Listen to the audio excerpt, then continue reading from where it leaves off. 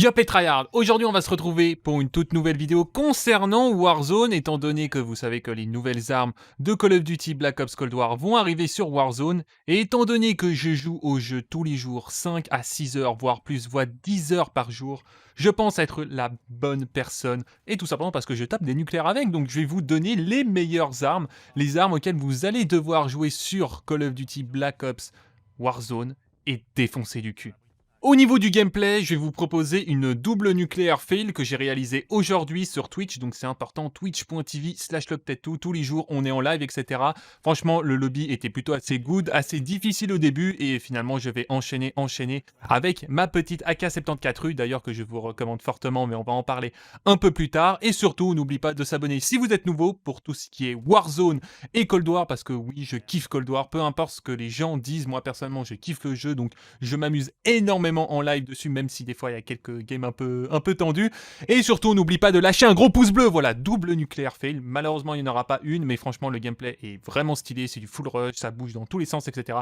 Tu connais l'objectif, les 2000 likes en moins de 24 heures. Ça prend 2 secondes, ça aide au niveau du référencement, ça aide au niveau du soutien. Donc vraiment, lâchez juste ce pouce bleu.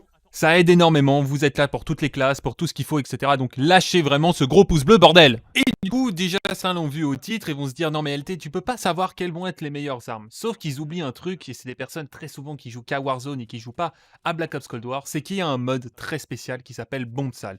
Bombe Sale, c'est un mode en mode Battle Royale, en gros, mais vraiment très très petit, la map est beaucoup plus petite que Warzone, évidemment, et auquel tu vas pouvoir taper des longs shots, tout ce que tu veux, c'est généralement là où tu vas essayer de réaliser tes défis de camouflage, autant que ça soit avec des fusils tactiques, avec des fusils d'assaut pour les long shots, ou tout simplement avec les lanceurs, donc c'est plutôt assez facile en l'occurrence de réaliser les défis, et vu que les distances sont à peu près les mêmes que sur Warzone et que tu peux tuer très facilement, bah il y a quelques armes évidemment qui sortent du lot, d'autres évidemment sortent encore d'un autre lot, que ça soit du multiplayer, avec les mitraillettes ou les fusils d'assaut. Et je peux déjà vous dire d'avance qu'il y a la méta à l'heure actuelle qui est Kilo Ceramax va certainement un peu changer avec Call of Duty Black Ops Cold War, même s'il va avoir des patchs certainement sur la M16 et la AUG, et auquel on va mettre un point d'interrogation lors de cette vidéo-là, étant donné qu'on ne peut pas savoir pour la M16 et la AUG, étant donné que ça va être patch et que ça a été annoncé.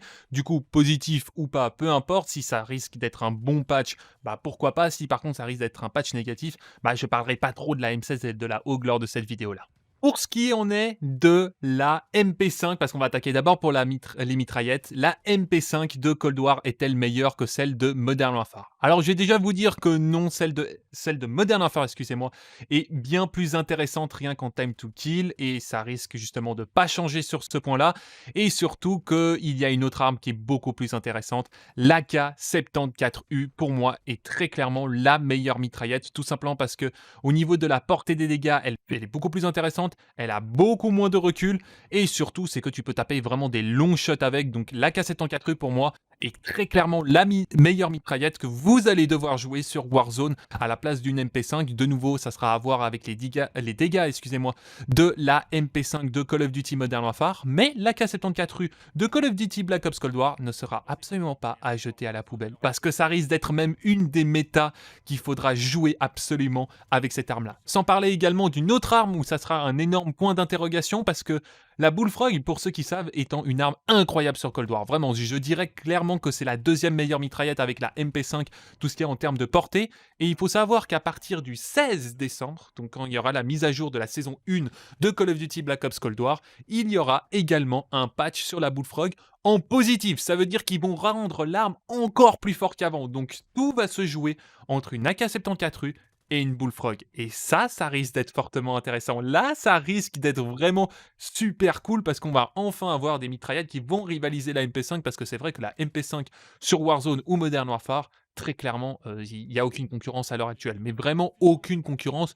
Éventuellement la Fennec, mais au pur corps à corps. Mais sinon, non, il n'y a aucune concurrence. Pour ce qui est des fusils d'assaut, alors il y aura 2 fusils d'assaut qui sortent du lot, la Krieg et la K47. Alors les 3 autres fusils d'assaut qu'on a, c'est la FFAR, la QBZ et la XM4. Voilà, c'est des armes voilà, pas exceptionnelles comparées justement à la K47 ou à la Krieg. Et justement la Krieg, il faut savoir que c'est l'arme la plus utilisée en compétition en tant que fusil d'assaut, comme la K74U. Mais ce qu'il faut savoir, c'est que la K47, en fait, tout ce qui est long shot, ça va être incroyable. Je peux vous dire que l'arme ne bouge pas d'un poil, suffit de mettre le troisième canon, et l'AK-47, mon gars, c'est une dinguerie. Vous allez choper des mecs avec une distance incroyable, avec quasiment aucun recul sur l'arme, vraiment. C'est une kilo, c'est une kilo le machin, vraiment, c'est une putain de kilo.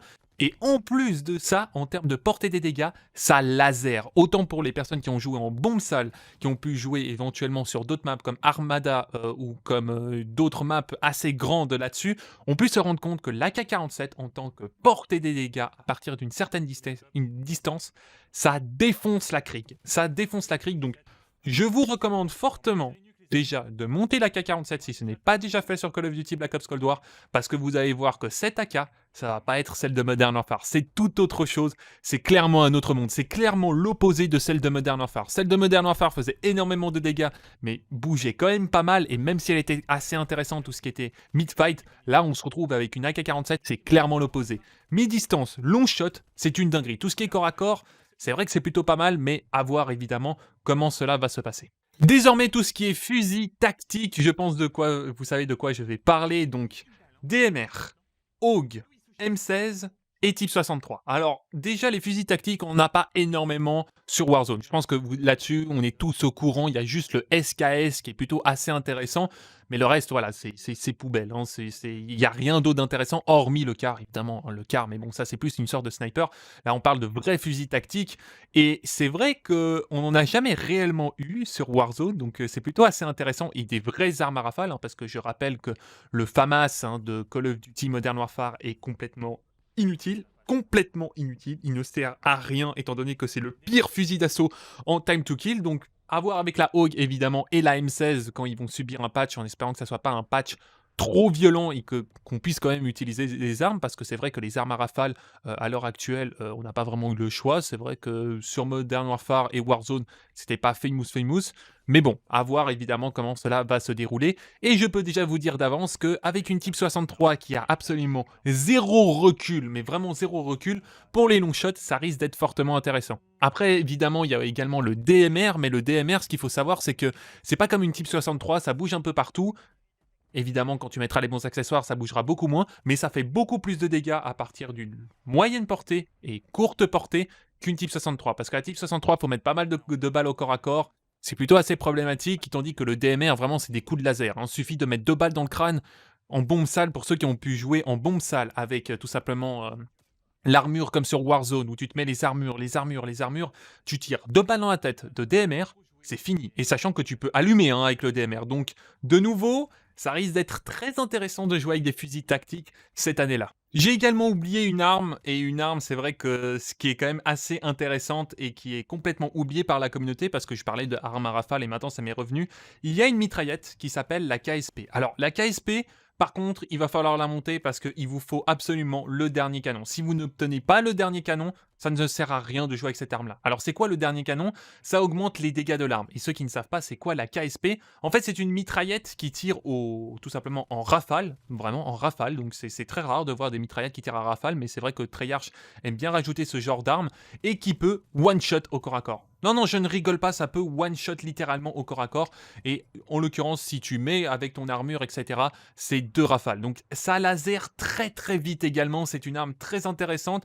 À voir également comment ça va se passer sur Warzone. Mais il faudra faire très attention parce que cette arme-là, avec l'AKU et la Bullfrog, ça risque d'être des SMG qui vont clairement rajouter du nouveau contenu sur Warzone. Au niveau des fusils mitrailleurs, alors il y a une arme qui va sortir du lot, mon gars, c'est la Bruen de l'époque. Et je rigole pas en disant la Bruen de l'époque.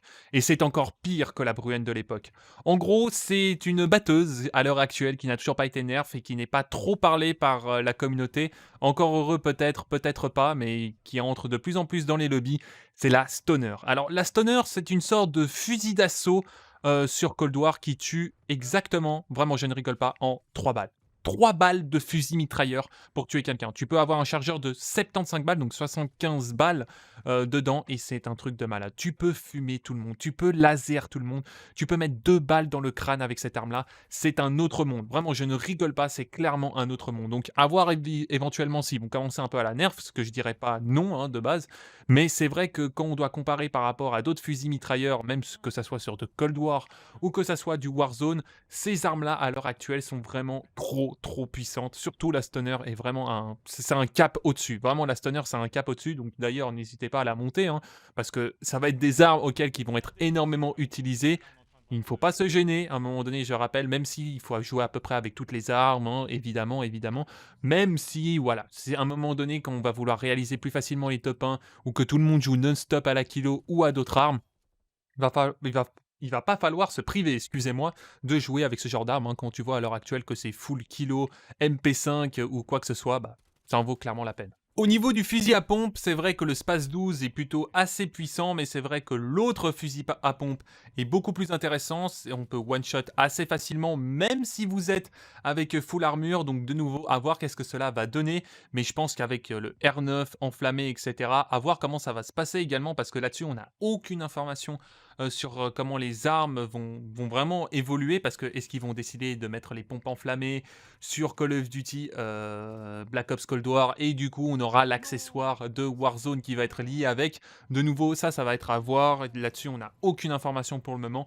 Tout ce qui est lié pour le moment et tout ce que je vous dis, c'est vraiment lié aux statistiques de Cold War et qui va être forcément repoussé après sur du Warzone. Donc, de nouveau, à voir comment cela va jouer. Voilà, c'est la fin de cette vidéo. J'espère qu'elle vous aura plu. N'hésitez pas à me dire quelle est l'arme que vous avez le plus joué lors de Warzone, parce que c'est vrai que personnellement, moi, ça va être très fortement l'AK-74U. Je pense que c'est devenu mon arme préférée, même si je kiffe la Hog, même si je kiffe la M16 et je kiffe plein d'autres armes. C'est vrai que l'AK-74U, pour moi, c'est un petit bijou. Je kiffe l'arme, je la trouve super intéressante. On peut bouger à droite, on peut bouger à gauche, comme si c'était une sorte de fusil d'assaut en vérité, hein. Genre l'AK-74U, on dirait une mini AR. Genre tu peux choper tout le monde au corps à corps, tu peux choper tout le monde en mi-distance, et tout ce qui est long shot, bah c'est pas dégueu. En vrai de vrai, c'est pas dégueu de ouf. Donc à voir qu'est-ce que ça va donner évidemment là-dessus, et voir également si la Bullfrog va vraiment subir un super up. Est-ce que la Hog et la Nerf vont être nerf correctement et pas être détruits? Ça sera à l'avenir. Du coup, moi je vais vous laisser passer une excellente journée. J'espère que le gameplay de fond vous aura quand même plu. Double nucléaire fail, hein, quand même. Et puis je vous laisse. Ciao ciao tout le monde.